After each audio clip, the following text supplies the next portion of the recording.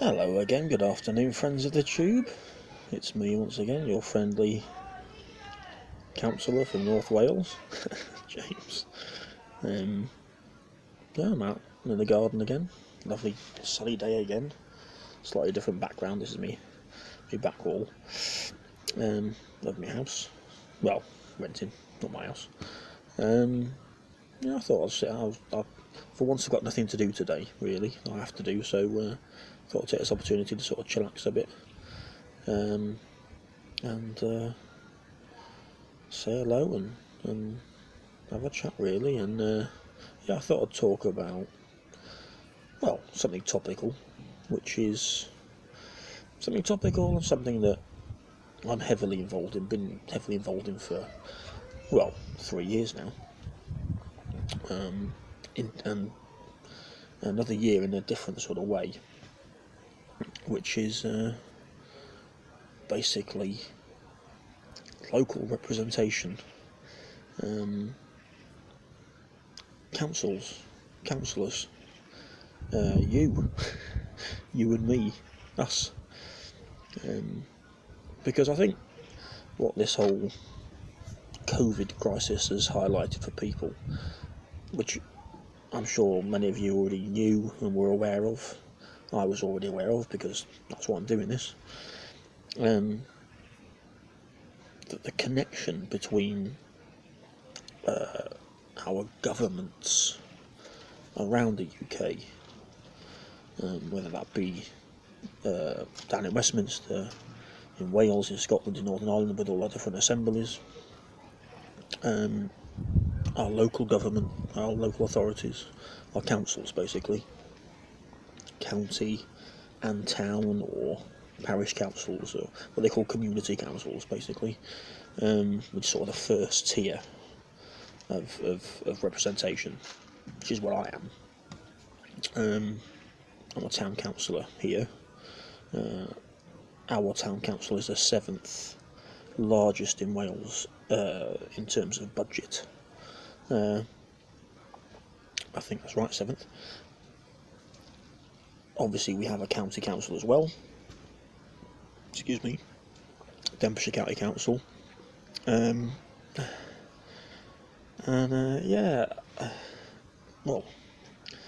I'm just interested to know, have any of you ever thought of or entertained the idea about becoming a councillor? Have you ever thought to yourself, which is what I did 3 years ago, I think I could do a better job than the people that are already the councillors here and where I've grown up? Because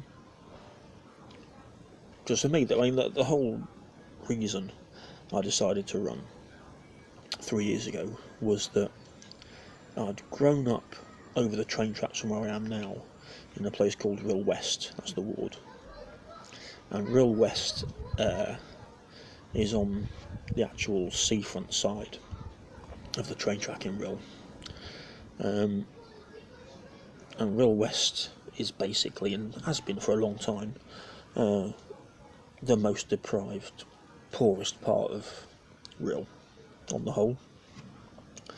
It's currently the most deprived ward in the whole of Wales.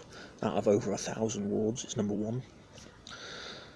This is despite, well, for years and years, and even particularly the past couple of years, having millions upon millions, tens of millions poured into it in European Social Fund regeneration money then matched by local regional government, to build things on the promenade, usually capital projects, capital spending, that sort of stuff, to build big sort of tourist attractions or hotels, things like that.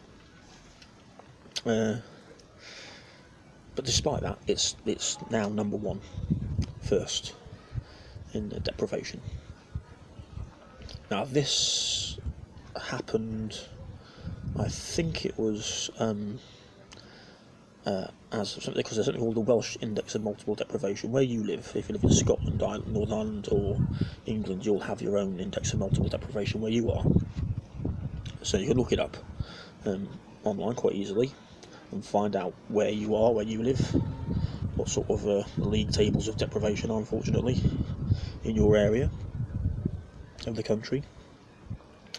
But despite all of the millions and millions spent over the past few years, particularly in Real West, it shot to the top. Where I'm speaking from, and where I'm one of the town councillors in my ward. There's 3 of us altogether.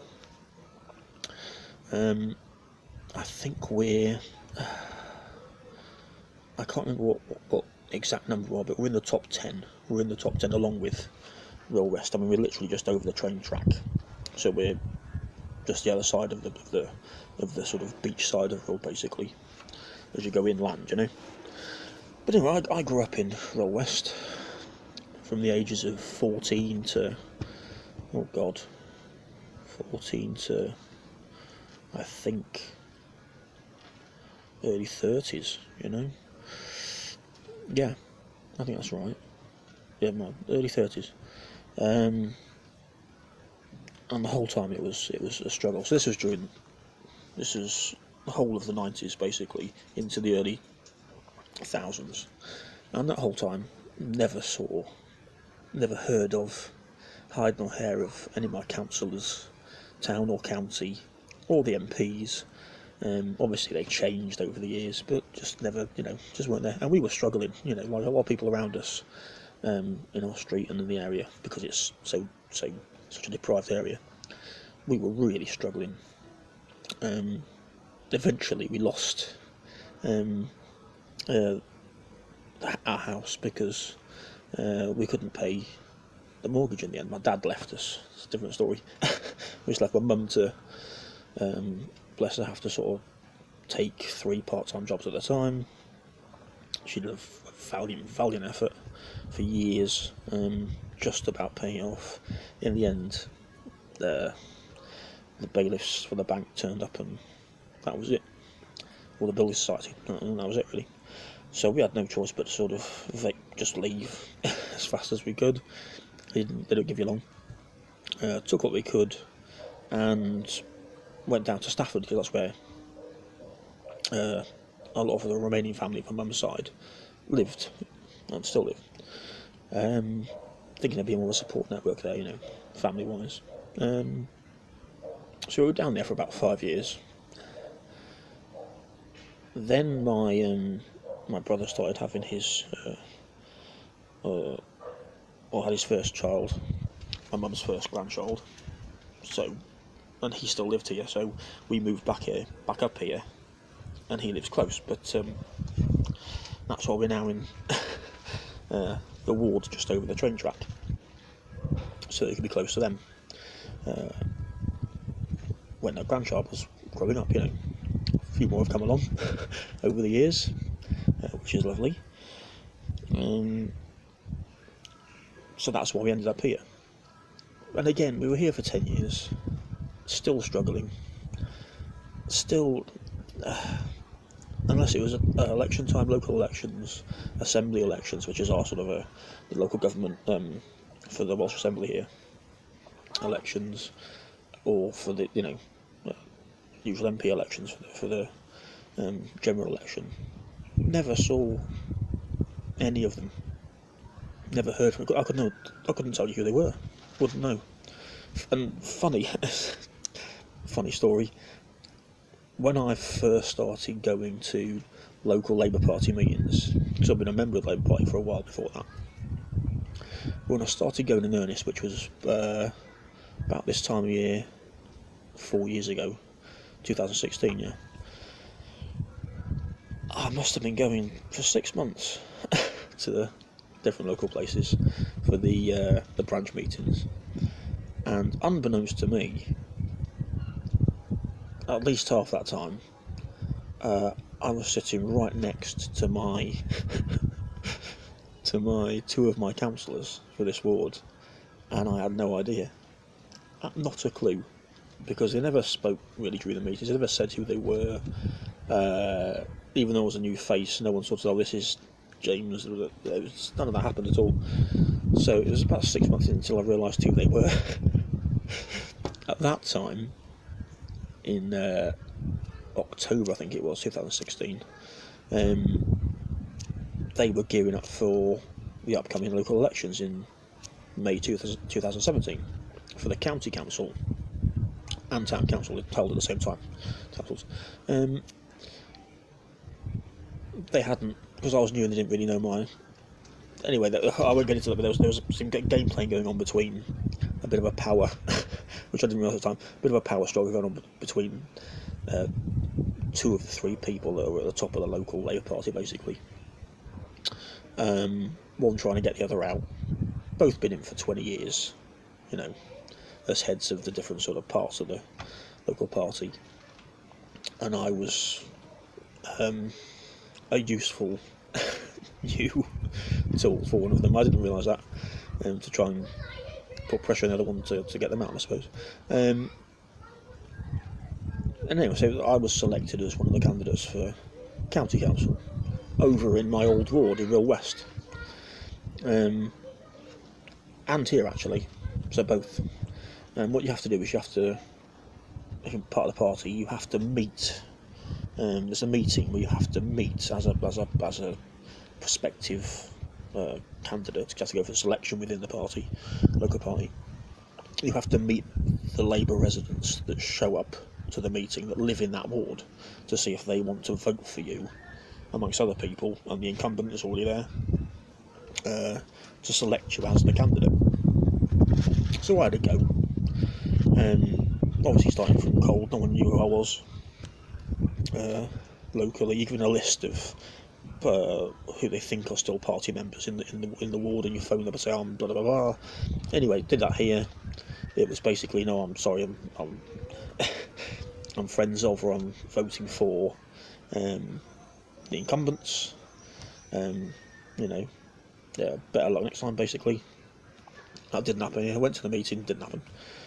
Real West, my old ward, which was the place where the person they were trying to get out has been in for donkey's years, was the incumbent. Had the whole process again, much the same. Went to the meeting, and I got very close.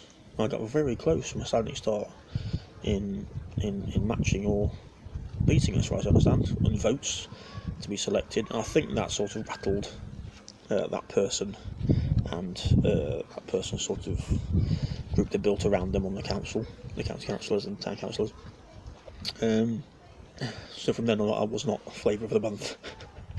So anyway, I sort of narrowly lost that my first go. Not a bad effort for the first time, especially as it was all stacked against me, completely stacked against me, which I hadn't realised.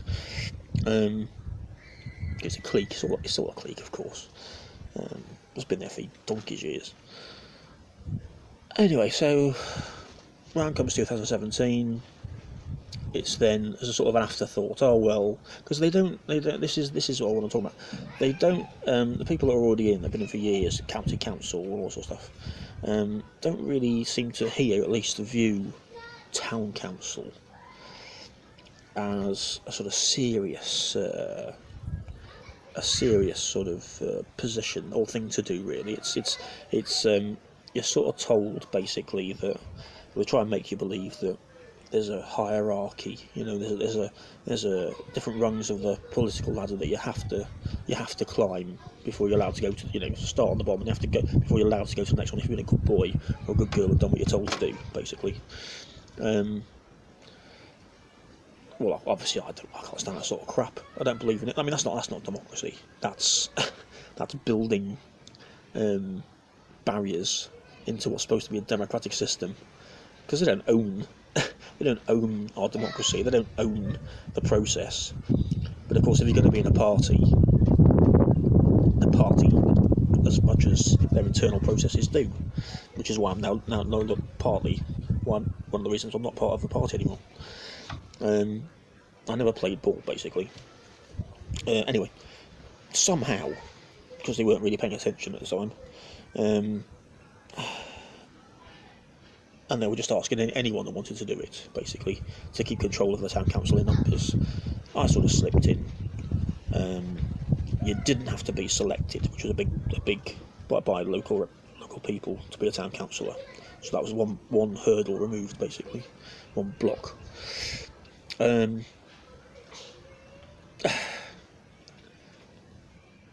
Considering the opposition I was up against within my own party at the time, I didn't actually expect to win. I thought they're going to do everything to sort of wreck this, any chance I've got. So I had to, at the end, even though I was going for Labour, I had to fund my own campaign. I had to print my own campaign materials. I had to do it all myself. Me and my mates, one of my mates drove at the time, doesn't now. I made banners with my name on them. We drove around the ward and that, and sort of with a loud hailer, sort of old-fashioned sort of stuff, and it worked. I'm not denying it's not. It didn't work because I had Labour next to my name, and this is a Labour, always has been a Labour place. So obviously that massively helped.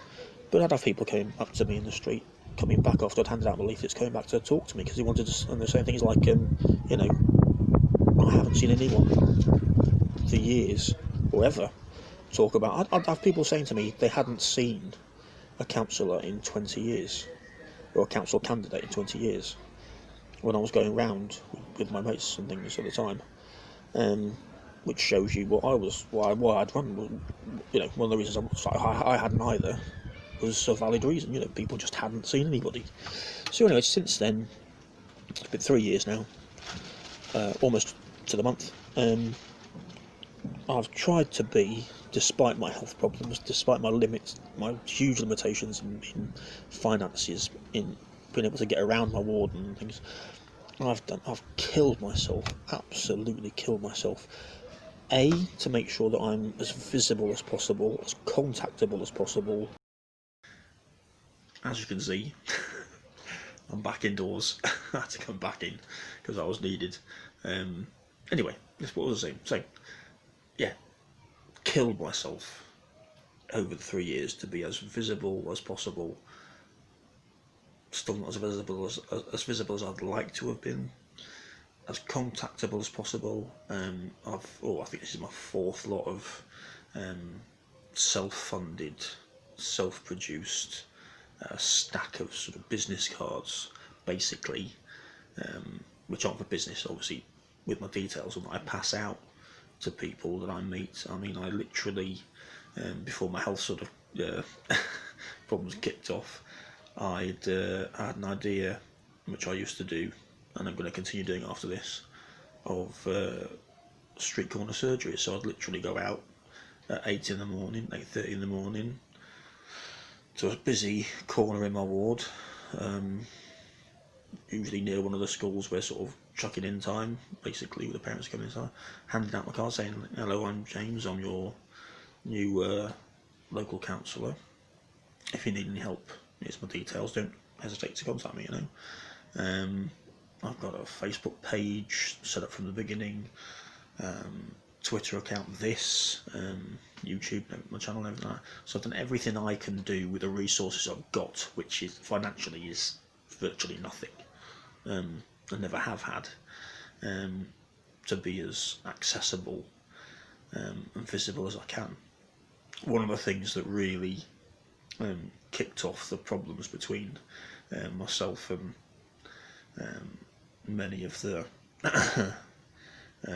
councillors that were in my previous party, Labour, locally, was from the beginning, again in my naivete, I suggested in one of the meetings that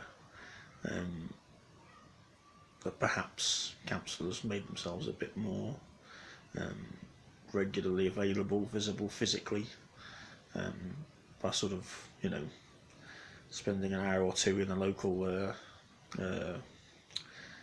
community centre or hall or whatever, and sort of advertising it so people could come along. That did not go down well, to put it mildly. I was told, no, we've done that in the past, no one turns up. We rent the room out of our own pockets for 2 hours, because you do have to pay for most rooms these days, unfortunately, because a lot of the public spaces and halls and things and community centres are now, like many things, like the past 40 years, now run by private companies for profit. One of the problems, I'm afraid, in trying to build community or rebuild community cohesion, really. Where do you do it? So unless you've got a friendly church who are going to let you use their main hall, which we haven't in my ward, you're a bit stuck. So that's what I thought about the street corner campaigns. I thought I can be out, if the weather's okay, I can be out on the street corner showing myself, giving out these. So I've done that for the first 2 years, and my health kicked off, so I had no problem doing that. So that was the number one objective. Number two was, of course, was when you're in the job, when you're elected, which I was, into position, is you're a representative. As the old Cuprinol advert used to say, that you're supposed to do what it says on the tin. You're there to represent. So if I'm contacted by somebody who's in my ward as their elected representative, I've firmly, religiously believe it's my duty, even if I might personally disagree or with whatever it is, if they're asking for my help, representation, my help in passing something on to the county council level, town council level. I'll give you examples from the moment I was elected, because there's great need here. Almost immediately I had people with really serious problems. I had people that had house fires in their council house, and their kids had lost their clothes in the fire, books, stuff kids would have, their possessions and things had all been damaged. Months before, this is before I got elected, this had happened. So I spent the next 2 or 3 months using, yes I did, which is what it's for really, I think, partly using my position as a local elected representative, trying to get them, obviously within reasonable means, trying to politely persuade local companies, local businesses, maybe to get them some, because they needed carpet, so carpeting. We've got a local Matalan. Matalan very kindly persuaded, I persuaded Matalan very kindly to let the family go around and choose some clothes, which was fantastic of them. One of the children was a great big fan of Manchester City Football Club, contacted them, they sent out a signed shirt from the manager, all the players signed photos, all this stuff. So it's fantastic, So this is just, honestly, it's only small stuff, but this is the stuff you can do if you want to. My point being really is that, okay, they'll say to you, if you want to do it, you're only a town councillor, you're only on the first rung, you're the junior, you're supposed to be a junior councillor basically. But the job's what you make it. It's unpaid, you don't get paid to be a community councillor. You do get paid to be a county councillor, quite not an insignificant sum to people like you and perhaps you. I think it's around about £14,000 basic to become a county councillor, bearing in mind that a lot of county councillors are already retired or semi-retired, so it's a nice top-up to often the private pension. But as a community councillor you don't get paid. You get, here we get £150 per year, this time of year usually, to help pay for expenses incurred over the previous year for the course of doing your duties. So for me that'll be phone bills, stuff like that really, printing the cards off, so they can tell people how to contact me in person, out on the street. So that's what I spend that on. But that's only been going on really reliably, regularly, since I became a councillor 3 years ago. Before that here, I don't think that was always happening. So it's tough, it is hard to do. The point of all of this is, anyway, as usual I've taken ages, the point of all this is, if you live in Wales, the local elections were supposed to be coming up next year. Because the Assembly elections for the Welsh Assembly are actually happening next year, apparently there's some sort of constitutional thing, I think, where you can't have local and Assembly elections held in the same year. So actually, me, other community councillors and county councillors, our election has now been pushed to the year after, so 2022 will be our election year. If you've been thinking about standing for town council, for community council, for county council, and like me you thought, well, I'm not, they don't want people like me, I'm not, I'm not going to get voted in, I want to make a difference if I can. I want to try and, especially after all this now, COVID and all of this, and the global recession, crash, whatever you want to call it, depression that's happening, and all of the heart problems caused by all of that now after this. You're more in need than ever, wherever you are. So I'm talking about Wales because I'm not sure when England had theirs. I think they had theirs, was it last year they had their local elections? I think you're different timetable to us, I think. But still, if you're in England or Scotland or Northern Ireland, if you think you're the sort of person that isn't normally a councillor, but you want to be visible, help people in your community, do things in your community, my advice would be go for it. That's what I did. With two or three caveats, sort of maybe slight warnings from my experiences as a councillor. Firstly, before you do it, make sure that you've got a thick skin. Not a thick skin in the sense of being attacked by the public, by your residents and things like that. Because I have to say to me, that hasn't happened to me for 3 years. That hasn't happened to me. I think that's because I've gone out of my way to become, to be as visible, helpful as possible, to do my job, because it is a job really. It's an unpaid job, It's a part-time job really.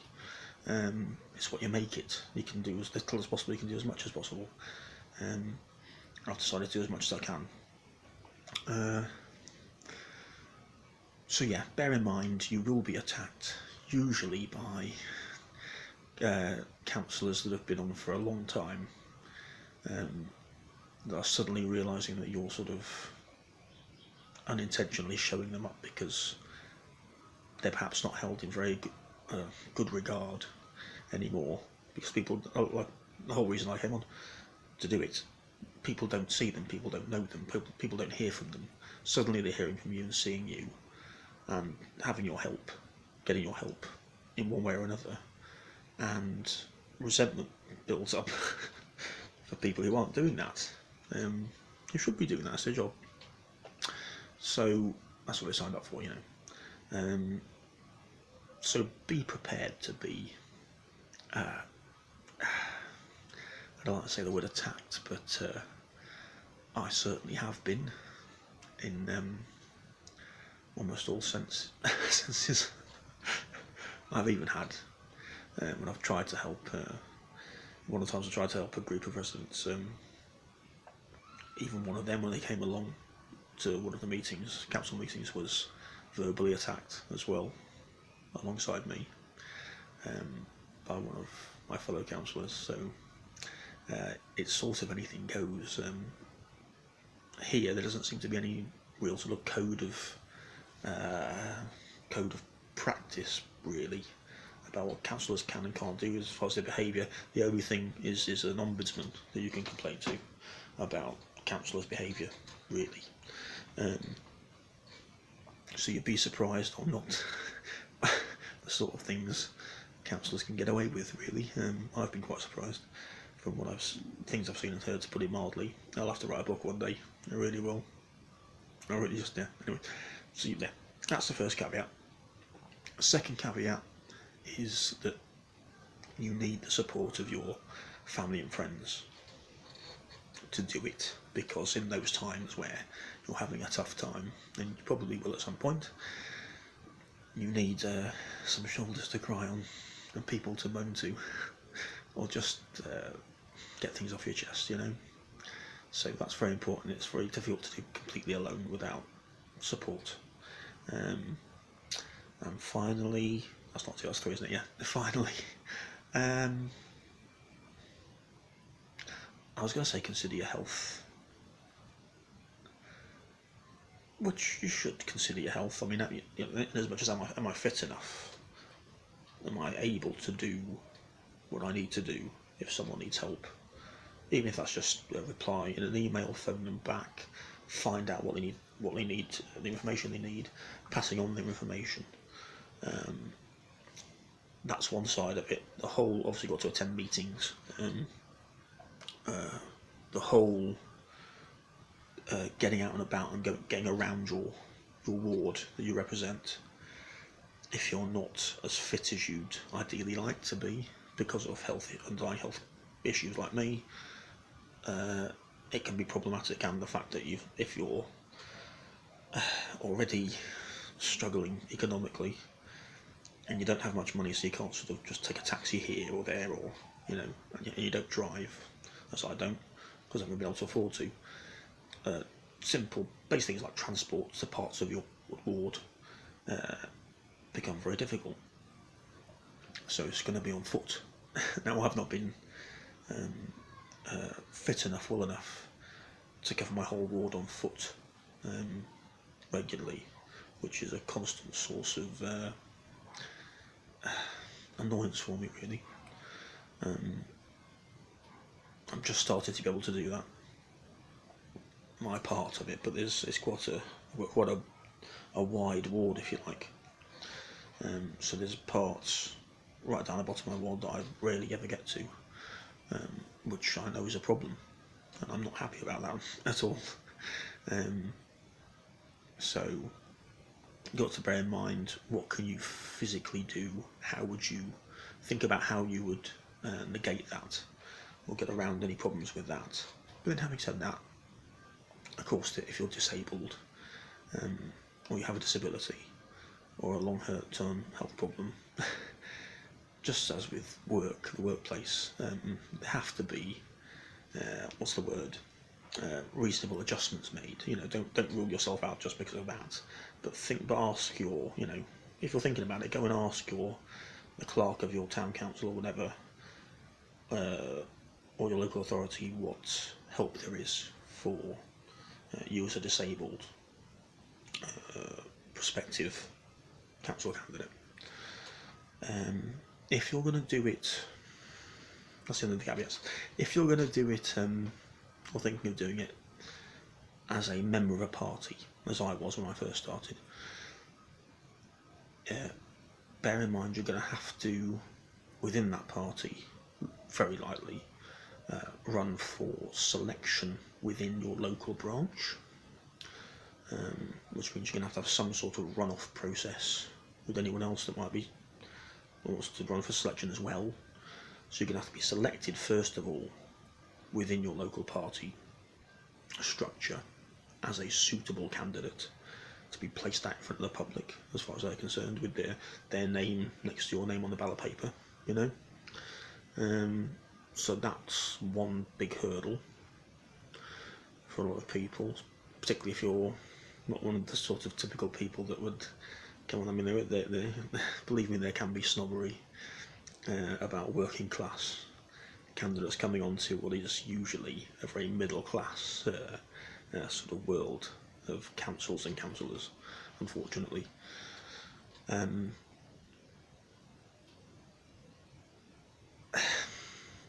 Depending on where you live, I mean, here, like I say, it's been a Labour lockout. This is a red wall town, basically. Always has been. Whether it will be from now on, I don't know, because things have changed slightly over the last couple of years. But obviously, let's be realistic. If it's a Labour town or a Conservative town, traditionally, being the Labour or Conservative candidate is going to help you. You know, people are going to vote for the party as much as, especially if they don't know you. That's probably, you know, one of the big things they're sort of considering when they're voting. If you're like me now, an independent, it's great in a sense because you have the freedom to do what you want to do, run your own campaign, print your own stuff. Obviously, you've got the problem of finding the funds to do that and the means to do that. You're not being told what you can and can't do by your party, what you can and can't say. You haven't got those pressures, and you're freer to, once, when and if you are elected, to represent how you want to. If you're in a party, of course, you've always got the sort of tension of what your party want you to do, your party group basically, on the council, and what you feel you should be doing for your residents, because sometimes they're not matching. They don't match. You know, if there's someone wants to build a big block of flats in your ward, and your residents in that area don't want it built, as they often don't. You know, if it's a giant block of flats, but your local party group of councillors are on the side of the developers. They want it built because they think it's good for the area. You've immediately got a problem there because you're being asked to oppose it by those residents, while at the same time your party's expecting you to back them in a vote for it. So bear all of that in mind. It's not local politics is supposed to be an easing in, I thought, of the sort of lower rungs of you know, below MP, below AM, below all that sort of stuff, and it can be just as brutal as national, if not more brutal actually, because you haven't got the scrutiny often that the press give to national level politics. So a lot of councillors can get away with some pretty unbelievable behaviour and comments because no one's really paying attention. You know, you're not getting, the public aren't flocking to council meetings on the whole. You know, this is one of the big problems. This is why I'm, without my councillor hat on, my other job, my sort of day job really, as a PhD researcher, this is what I'm researching. I'm researching the bars, the effective bars, economic, social, all the bars that I can find to people who, like me, perhaps like you, that wouldn't usually be a councillor, MP, assembly member, because they wouldn't usually be able to get on, you know, get selection within the main parties, or have enough weight behind them because they're an independent. That's what I'm researching basically, the bars to that, and obviously economic bars are the most obvious. You know, have I got the money to do it basically, run my own campaign, if I'm elected, do my job properly. Obviously there's the pressures from other councillors, from your party, all this sort of stuff. So this is what I'm researching at the minute. No one seems to have done it for, from what I can tell, for at least 40 years, which perhaps goes back to right to the beginning of this video, which is, this is highlighting the problem at the minute, which is there seems to be the connections between people, communities, where we need the help, need the identification for, you know, testing and all this sort of stuff. There seems to be no real connection between that ground level and the actual local government, and that seems to have started almost exactly 45 years ago, to be honest, 46 years ago. You know, the last few years of the 70s into the 80s, it seems to have got much worse from then on.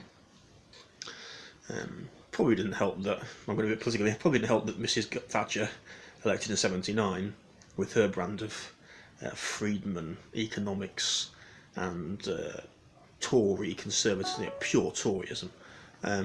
Famously said she didn't believe in there's no such thing as community.